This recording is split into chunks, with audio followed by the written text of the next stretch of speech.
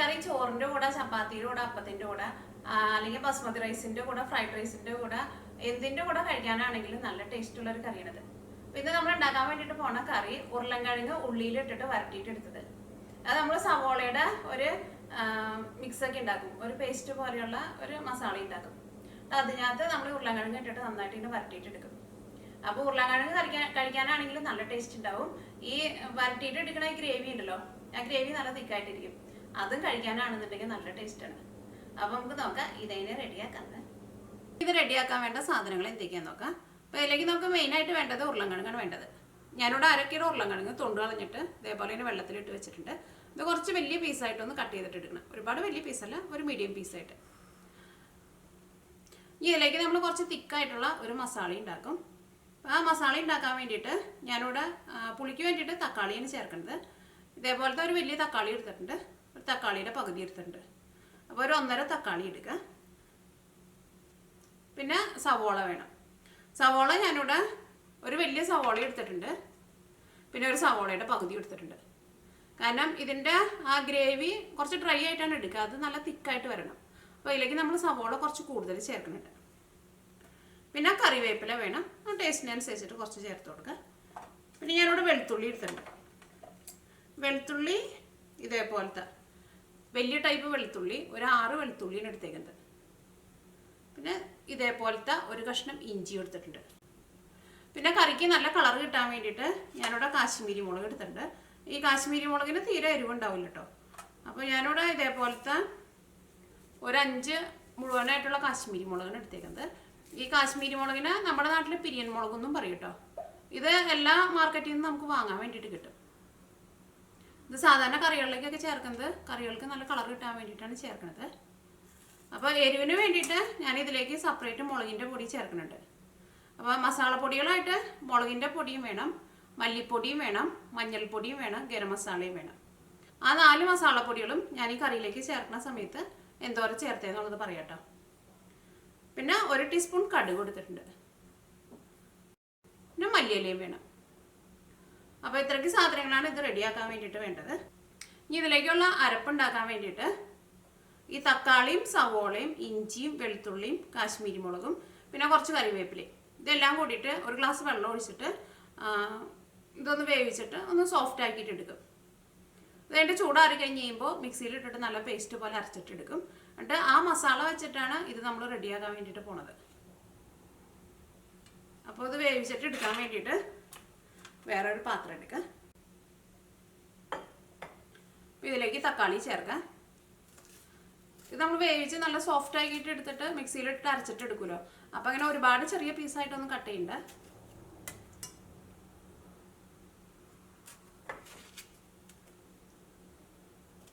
ഇതേപോലെ കുറച്ച് വലിയ പീസായിട്ടാണ് കട്ട് ചെയ്തിട്ടിടുക. അങ്ങനെ ഇത് വെന്ത് കഴിഞ്ഞ് കഴിയുമ്പോൾ ഒന്ന് സോഫ്റ്റ് ആയിട്ട് വരും. പിന്നെ മിക്സിയിലിട്ട് അരച്ച് കഴിഞ്ഞ് കഴിയുമ്പോൾ നല്ല പേസ്റ്റ് ആവും. ഇതിലേക്ക് സവോള ചേർക്കാം.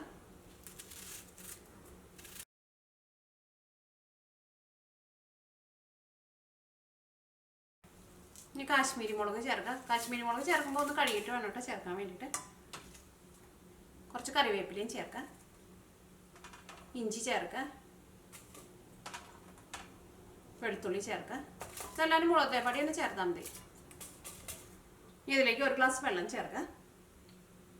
ഇതേപോലത്തെ ഗ്ലാസ്സിൽ 1 ഗ്ലാസ് വെള്ളമായിട്ടാണ് ചേർക്കുന്നത്.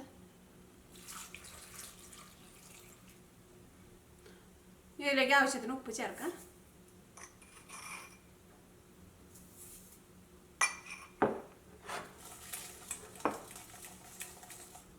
ഇത് അടപ്പത്തേക്ക് വയ്ക്കുക.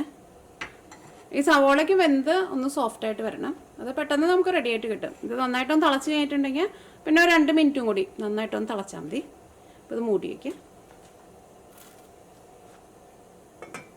തിളച്ച് കഴിഞ്ഞിട്ട് 2 മിനിറ്റും കൂടി തിളയ്ക്കണം കേട്ടോ. അപ്പോൾ ഇത് വെന്ത് നല്ല സോഫ്റ്റായിട്ട് വന്നിട്ടുണ്ട്. ഇനി തീ ഓഫ് ചെയ്യാം. ഈ സവോളയും തക്കാളിയൊക്കെ ഇതേപോലെ ഇങ്ങനെ വെന്ത് നല്ല സോഫ്റ്റായിട്ട് വരണം. വെളുത്തുള്ളി ആയിരുന്നാലും നല്ല സോഫ്റ്റായിട്ടുണ്ട്.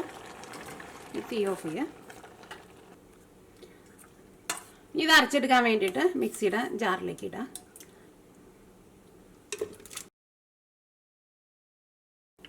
ഇത് അരച്ചെടുക്കുക. ഇത് അരച്ചിട്ടെടുക്കുമ്പോൾ നല്ല ചൂടോട് കൂടിയിട്ട് മിക്സിയിൽ ഇടരുത് കേട്ടോ. അപ്പോൾ നമ്മുടെ മേത്തേക്കാക്കി തെറിക്കും. ഇത് ചെറുതായിട്ടൊന്ന് ചൂടാറിയിട്ടുണ്ട്, പക്ഷേ എന്നാലും ചൂടുണ്ട്. പക്ഷേ ഇത് കുഴപ്പമില്ല, ഞാൻ ഇതേപോലെ ഇങ്ങനെ അരയ്ക്കാറുണ്ട്. അപ്പോൾ നിങ്ങളങ്ങനെ അരയ്ക്കുമ്പോൾ ശ്രദ്ധിച്ചിട്ട് വേണം അരയ്ക്കാൻ വേണ്ടിയിട്ട്. ഇപ്പോൾ ഇത് നല്ല പേസ്റ്റ് പോലെ അരച്ചെടുത്തിട്ടുണ്ട് കേട്ടോ. ഇനി ഇത് നീക്കി വയ്ക്കാം. ഇനി ഉരുളക്കിഴങ്ങ് ഒന്ന് കട്ട് ചെയ്തിട്ട് എടുക്കണം. ഞാനിവിടെ ഒരു മീഡിയം പീസായിട്ടുണ്ട് കട്ട് ചെയ്തിട്ട് എടുക്കുന്നത്. ഇതേപോലെ ഒരു ഉരുളക്കിഴങ്ങിന് ഇങ്ങനെ 4ആയിട്ട് പൊളിച്ചിട്ട് ഇത്രയ്ക്ക് പീസായിട്ട്, ഒരുപാട് ചെറുതായിട്ട് കട്ട് ചെയ്യണ്ട. ഉരുളക്കിഴങ്ങ് കട്ട് ചെയ്തെടുത്തിട്ടുണ്ട്. കറിയാക്കാനുള്ള അരപ്പും റെഡി ആയിട്ടുണ്ട്. ഇത് വെച്ചിട്ട് കറിയാക്കാം. ഇത് റെഡിയാക്കാൻ വേണ്ടിയിട്ട് ഒരു പാൻ വെച്ചിട്ട് ചൂടാക്കാം. ഇതിലേക്ക് ആവശ്യത്തിന് ഓയിൽ ഒഴിക്കുക. കുറച്ച് ഓയിൽ കൂടുതൽ വേണം കേട്ടോ, കാരണം ഈ മസാലയ്ക്ക് നന്നായിട്ടൊന്ന് മുരിഞ്ഞിട്ട് വരണം. നമ്മൾ അരച്ചെടുത്തേക്കണ മസാലയിൽ.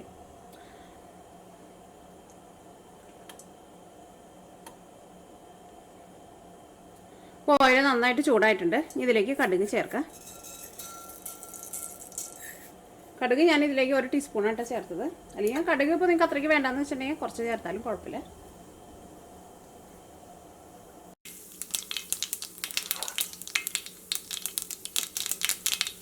അപ്പോൾ കടുക് പൊട്ടിയിട്ടുണ്ട്. ഈ തീ നന്നായിട്ടൊന്ന് കുറച്ച് വയ്ക്കാം.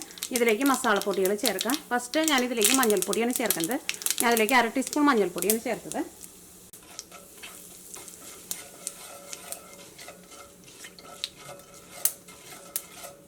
അപ്പോൾ മഞ്ഞൾപ്പൊടി ഞാൻ കിടന്നിട്ട് നന്നായിട്ട് മുരിഞ്ഞിട്ടുണ്ട്. ഇനി ഇതിലേക്ക് മല്ലിപ്പൊടി ചേർക്കാം.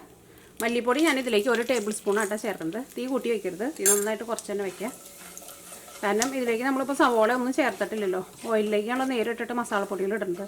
അപ്പോൾ തീ കുറച്ച് വെച്ചില്ലെങ്കിൽ പെട്ടെന്ന് അങ്ങോട്ട് കരിഞ്ഞു പോകും. ഇതിലേക്ക് മുളക് പൊടി ചേർക്കാം. മുളക് പൊടി ഞാനിതിലേക്ക് 1 ടേബിൾ സ്പൂണായിട്ടാണ് ചേർക്കുന്നത്. അല്ലെങ്കിൽ മുളക് പൊടി നിങ്ങളുടെ എരിവിനനുസരിച്ചിട്ട് ചേർക്കാം.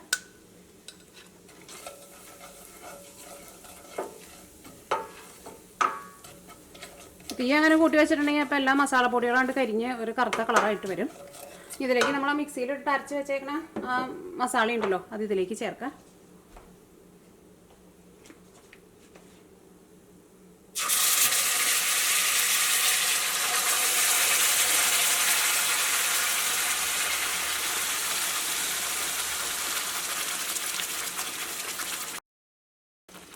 ഇതിലേക്ക് കറിവേപ്പില ചേർക്കാം. നമ്മൾ ആ കട്ട് ചെയ്ത് വെച്ചാൽ ഉരുളക്കിഴങ്ങ് ഉണ്ടല്ലോ, ഉരുളക്കിഴങ്ങ് ചേർക്കുക. എന്നിട്ട് ഈ മസാലയിൽ ഇട്ടിട്ട് ആ ഉരുളക്കിഴങ്ങ് വേവിച്ചിട്ട് എടുക്കുക. അപ്പോൾ ഉരുളക്കിഴങ്ങ് വേവാൻ വേണ്ടിയിട്ട് കുറച്ച് സമയം എടുക്കുമല്ലോ. അപ്പോൾ ആ സമയം കൊണ്ട് ഈ മസാല ആയിരുന്നാലും നന്നായിട്ട് വെന്ത് വരികയും ചെയ്യും. ഉരുളക്കിഴങ്ങും ആ സമയം കൊണ്ട് തന്നെ നമുക്ക് വെന്ത് കിട്ടും. അപ്പോൾ ഈ സെപ്പറേറ്റ് ഈ മസാല നമ്മൾ ഇനി വേവിക്കാൻ വേണ്ടിയിട്ട് നിൽക്കണ്ട. അപ്പോൾ ഇതിലേക്ക് നമ്മൾ അത്യാവശ്യം കുറച്ച് ഓയിൽ കൂടുതൽ ചേർക്കണം, കാരണം ഈ മസാലയ്ക്കും കുറച്ച് കൂടുതലുണ്ടല്ലോ. അപ്പോൾ ഇനി ഇതിലേക്ക് ഉരുളക്കിഴങ്ങ് ചേർക്കാം.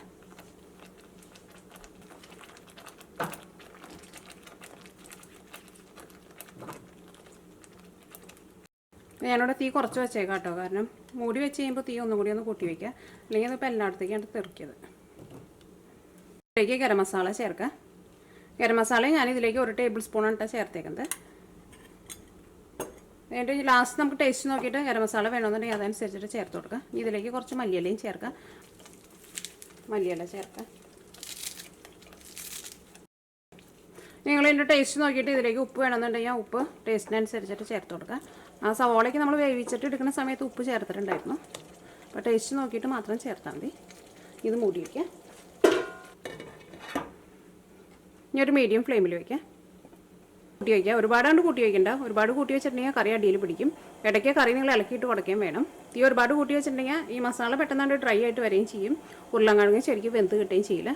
നിങ്ങളതനുസരിച്ചിട്ട് തീ കൂട്ടിയും കുറച്ചും വെച്ച് കൊടുക്കുക. ഇടയ്ക്കൊന്ന് ഇളക്കിയിട്ട് കൊടുക്കാം കേട്ടോ.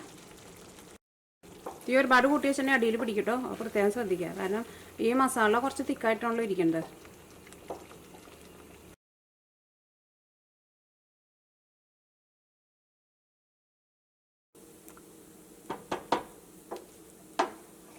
ഞാൻ ടേസ്റ്റ് ചെയ്ത് നോക്കി, നല്ല ടേസ്റ്റ് ഉണ്ട് കേട്ടോ.